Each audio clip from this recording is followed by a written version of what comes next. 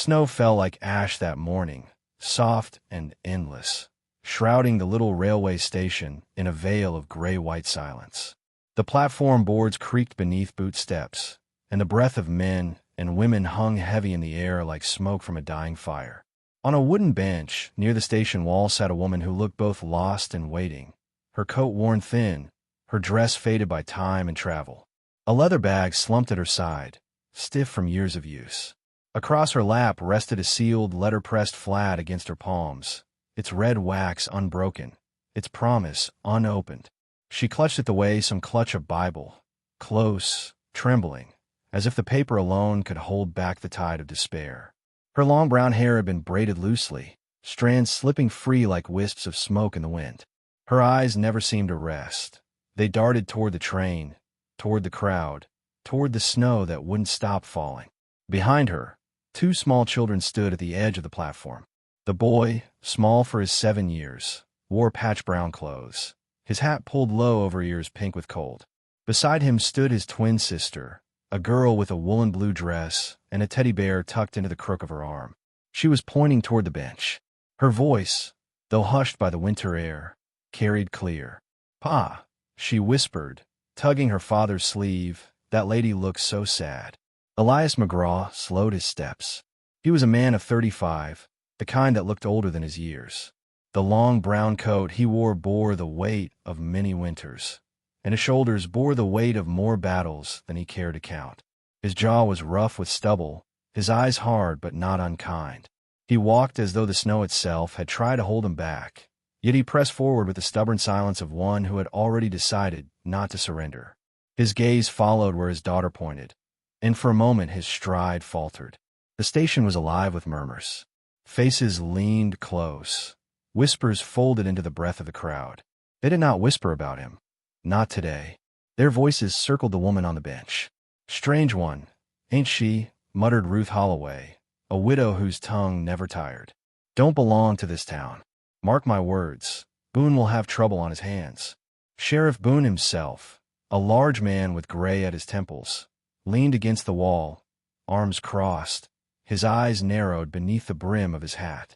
Clara, though the townsfolk did not yet know her name, felt their eyes pressed down on her like stones. She pulled her coat tighter and bowed her head, but still the gossip grew.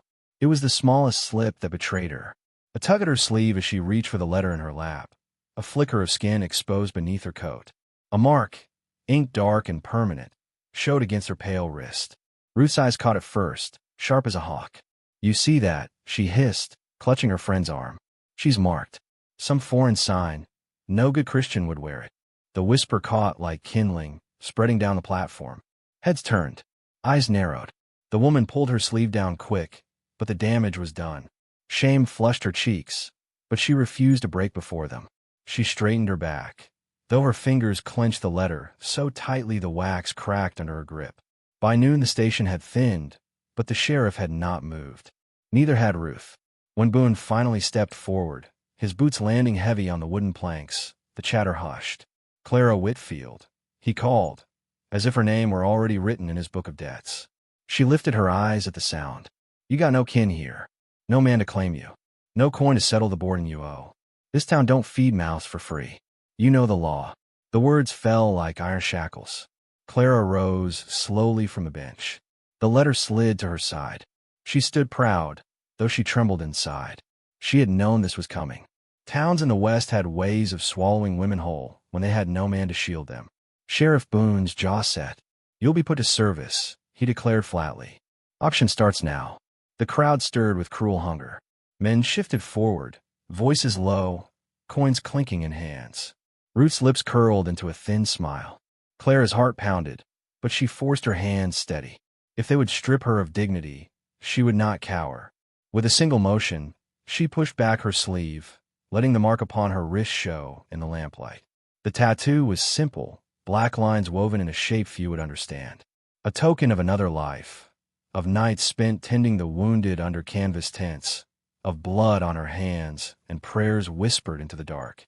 They had mocked her for it then. They mocked her for it now. But still, she let it be seen. The sheriff called out the first bid. The air tightened. Clara's eyes burned, but no tear fell. Her throat ached, but no plea left her lips. She stared straight ahead, meeting the eyes of those who judged her. Let them see her shame. Let them know she would not bow. Then, from the back of the room, a voice cut through the silence. Deep, roughened by years, yet steady as a drawn gun. "Stop," it said. All heads turned. Elias McGraw stepped forward, coins already clutched in his hand. His coat swung heavy at his sides, boots striking sharp on the boards. His gaze never left Clara's wrist. "I'll buy her." Gasps rustled through the crowd. Ruth's mouth dropped open. The sheriff's brows rose. Clara froze, her breath caught like a bird in a snare. Elias's eyes locked with hers. He had seen that mark before, once in a place where death reigned, and a stranger's hand had pressed against his bleeding wound, keeping him tethered to life. The memory rose unbidden, the tattoo glistening in lantern light, the firm hand whispering, "Hold on." The station seemed to vanish around him. The years between that night and this moment folded like paper. There she was, the woman who had once saved his life. The coins left Elias's hand like they had been waiting for this moment all his life. They rang against the sheriff's palm, cold silver swallowed in silence. Boone's face was carved in stone, suspicion behind every line, but the law was the law. With a reluctant nod, he stepped back. The crowd, robbed of its spectacle, broke apart in restless murmurs. Clara did not move. For a long breath, she only stood staring at Elias, as if the floor beneath her might vanish should she shift. Her heart pounded, so loudly she thought the townsfolk might hear it echo. She had been bought, yes, but not by some leering stranger. By a man whose eyes did not devour her, but searched her, the way one searches the horizon for the truth of a storm. The children broke the stillness first. Lydia slipped from her father's side and walked straight to Clara. The girl's tiny hand tugged at Clara's skirt, teddy bear clutched against her chest. "Don't cry," she whispered, though Clara had not shed a tear. Then, in a gesture that stole the air from Clara's lungs, Lydia pressed the teddy bear into her hands.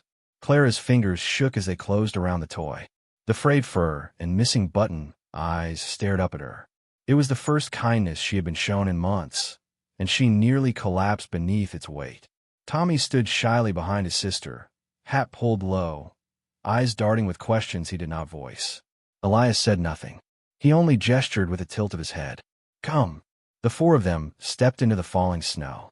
The road out of town was long and hushed, boots crunching through frost.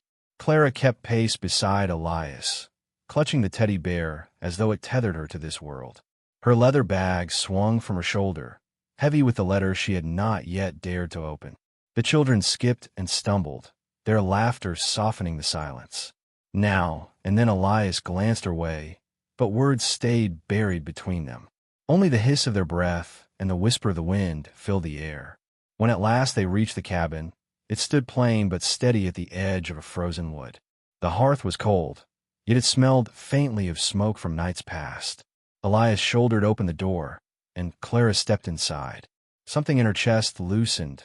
Safety, however brief, hummed within those walls. She set down her bag, knelt by the fire, and, without a word, struck flint until the sparks caught.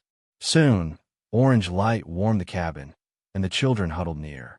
Elias watched her from the doorway. She did not act like a guest, nor like one waiting to be told what to do. She moved as though she had long known how to bring warmth into the dark. The town, of course, did not stay silent.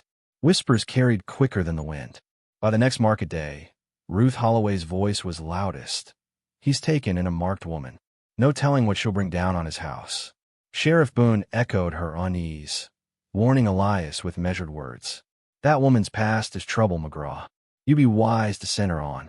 Elias listened, silent, but the memory of her hand pressing his wound, the mark etched on her wrist, silenced his doubts more than any law could. Nights came quiet. Snow thickened. Around the fire, Clara's hands stitched clothes for the children, stirred pots of broth, brushed frost from their coats. She said little, but when she did, her voice carried a calm that soothed. Slowly, the children leaned into her presence. Tommy asked her once, "Why do you have that mark?" His sister hushed him, but Clara only smiled faintly, her fingers tightening around the hem of her sleeve. That night, when the children had gone to bed, she spoke. I was no soldier, she said, her voice hushed against the crackle of flames. But I lived where soldiers bled. Camps at the edge of battles, where cries never ceased. I stitched flesh with trembling hands, held dying boys who called for mothers too far to hear. She paused, eyes glistening with firelight. The tattoo, it was not for show. It marked me as one of a circle, women who would not turn from the broken. They called us healers. Others called us witches. Either way, it set me apart, and I never thought anyone would remember. Elias looked into the fire, jaw tight, then lifted his sleeve just enough to show the faint white scar above his ribs. I remember, he said simply. She turned, her breath catching. For the first time since their meeting, her shoulders eased. But the town was not done. Rumors festered until a group of men rode out one night, lanterns blazing against the dark. Sheriff Boone at their head, Ruth Holloway not far behind. They came to Elias's cabin, demanding she step outside. We won't have her kind here, Boone declared. Send her on her way, McGraw, before this trouble spreads. Clara stood frozen, dread rising like old smoke. Ruth's eyes glittered with cruel triumph. The children clung to her skirts, Tommy trembling, Lydia whispering, "Don't leave." Elias stepped into the doorway, rifle in hand. His voice was iron. She stays. The men stirred, hands on weapons, the night quivering with threat. Then Clara moved. She stepped past Elias, into the lantern light, sleeve sliding back to bare her wrist. The tattoo glowed dark against her skin. Her voice carried steady, low, but strong enough to cut the night. You think me a curse, but I was there, years ago, on a field you'll never walk. I knelt beside this man, when blood poured from his side. I bound him. I told him to hold on. I marked my hands in his blood that night, and he lived. This scar on him is proof of me. So if I am trouble, then know this. I am also the reason your neighbor breathes, the reason his children walk this earth. The silence that followed was a weight no one dared break. Boone shifted, uneasy. The men lowered their eyes. Even Ruth faltered, her lips tightening, but her voice gone. One by one, they turned back, their lanterns dimming as they rode into the snow. Boone lingered, then tipped his hat stiffly before following. The cabin door closed. Inside, the fire burned bright. Clara stood trembling, the release of years breaking through. Elias laid a hand on her shoulder, steady, grounding. The children pressed close, Lydia's small voice whispering again, "Don't leave." This time, Clara wept, not with shame, but with something like hope. Later, as the snow softened outside, the voice of memory seemed to linger in the glow. In the West, every scar tells a story. Some brand us with shame, others with salvation. And sometimes, the mark that once saved your life will return to save you again. Remember this: no soul is beyond redemption, and no heart is beyond finding a home.